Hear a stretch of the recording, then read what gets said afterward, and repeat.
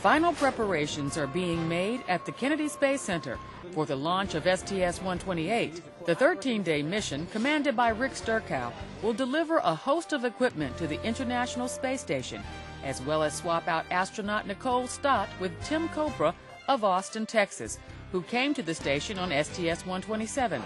Stott is a first-time flyer who will serve as a flight engineer for Expeditions 20 and 21.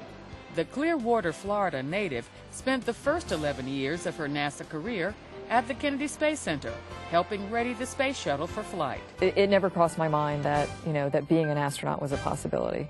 And, once I started working there and meeting the people that worked there and, seeing astronauts come through and seeing what they did, when they were there, working with the hardware or getting their colleagues ready to fly, it became more real to me.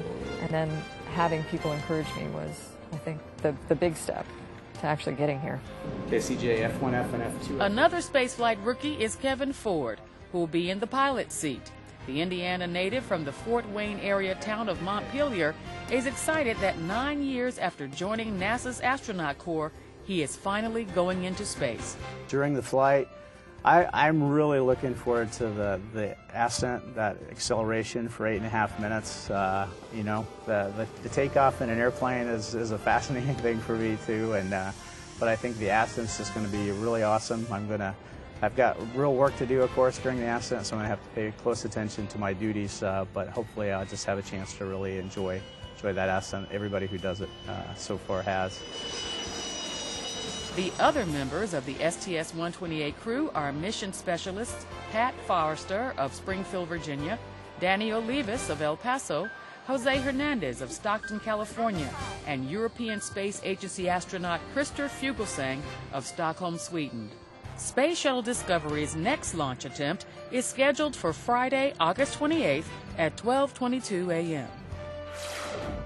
Samples retrieved from NASA's Stardust spacecraft contain glycine, a fundamental building block of life.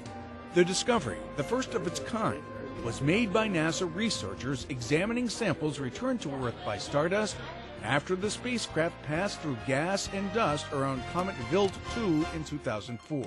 This is the first time that we've detected an amino acid in a comet. We think that this is really important because we know that the early Earth was bombarded by comets and by meteorites that delivered extraterrestrial organic material and helped to seed the early Earth with the materials that life needed to originate. NASA scientists believe the discovery of glycine in a comet supports the theory that life's building blocks are prevalent in space, and that life elsewhere in the universe may be common rather than rare. The rover Spirit has completed its 2,000th sol on Mars. The term sol is used by astronomers for the duration of the solar day on the red planet, 24 hours, 39 minutes, and 35 plus seconds. Spirit and its twin rover Opportunity are now 5.5 years into missions designed to last 90 sols. While stuck hub deep in Martian soil since May, Spirit has continued to gather data about its location, called Troy, on the west side of the low plateau named Home Plate. Opportunity, mobile and fully operative on the other side of Mars, will pass its 2,000th sol milestone early next month. The Orion crew module that'll be used for the first Launch Abort System flight test is now at the White Sands Missile Range, New Mexico, following its departure from the Dryden Flight Research Center. Similar to the Apollo crew module, the Orion capsule has a launch abort system, enabling the crew's escape from the launch rocket should something go wrong on the path or during ascent to orbit. At Dryden, engineers and technicians installed instrumentation, electrical wiring, computer systems, avionics, parachutes, and other equipment needed for the first of 5 planned abort tests now scheduled for early 2010 at White Sands. NASA Eclipse, a web-based series of educational videos, has been recognized by the Disney Corporation with an iParenting Award for Outstanding Television Product of 2009. Produced by the National Institute of Aerospace, NIA, and NASA, Eclipse had 2 of its 4 programs honored, a NASA's Our World episode called Fluid Shift, and a NASA's Real World Mathematics segment entitled Scarab. NASA's newest lunar exploration rover. We're grateful for the opportunity to work in partnership with NASA to produce NASA Eclipse. The web-based educational program provides teacher and parent resources to enhance science, technology, engineering, and mathematics learning. NASA Eclipse are designed to increase literacy and inspire students about science, technology, engineering, and mathematics and their applications in the real world. iParenting is a Disney-owned media site focused on helping parents make informed decisions about video programs their families watch. The Lancaster Jethawks honored the last crew members of the triple-sonic Lockheed SR-71 Blackbird aircraft during the baseball team's annual Aerospace Appreciation Weekend. Retired Dryden Flight Research Center research test pilots Eddie Schneider and Roger Smith, along with flight test engineers Bob Meyer and his late wife, Marta Bahnmeyer, were sighted at the game and during a video presentation prior to the Jethawks Bakersfield Blaze California League contest at Clear Channel Stadium in Lancaster.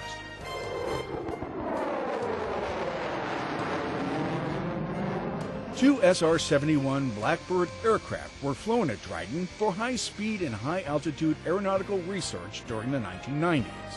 The final SR-71 flight was flown by Smith and Meyer on October 9, 1999. The SR-71 still holds the record as the world's fastest and highest flying production aircraft. It could fly more than 2,200 miles per hour, Mach 3 plus, or more than 3 times the speed of sound, and at altitudes of more than 85,000 feet. When you feel a sense of accomplishment in the airplane is how soon you can uncurl your toes after takeoff. Schneider, Smith, and Meyer were on hand to sign autographs during the game. The first 1,500 fans in attendance received a free replica SR-71, complete with a bobblehead pilot head emerging from its cockpit. 3, 2, 1. Retired astronaut Vance Brand planted a moon tree in the city of Palmdale, California, home of the Dryden Flight Research Center. Assisted by Steve Schmidt, Dryden's Director of Aircraft Operations Facility, and James Ledford, the mayor of Palmdale, Brand planted the sycamore sapling at the Aero Institute in the Palmdale Civic Center. The second-generation sapling was germinated from seeds kept in containers aboard the Apollo 14 command module during its 1971 mission. Brand flew in space on the Apollo-Soyuz test project mission in 1975, and 3 space shuttle missions, STS-5 in 1982, STS-41B in 1984, and STS-35 in 1990. We're here to commemorate the 40th anniversary of Apollo, and Apollo is one of the biggest, most successful programs that I've viewed in my life. And Houston, what you're seeing is the actual movement of deployed air. 10 years ago, on August 19, 1999, the Chandra X-ray Observatory captured its first astronomical imagery.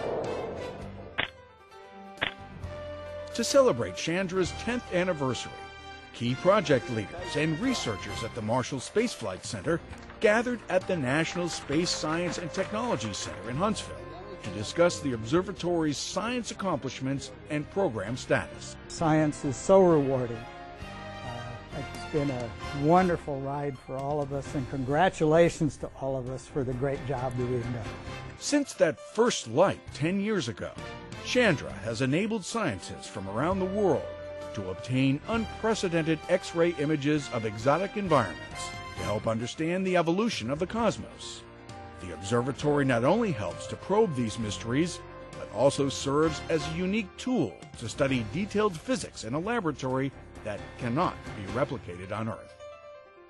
And that's This Week at NASA. For more on these and other stories, log on to www.nasa.gov.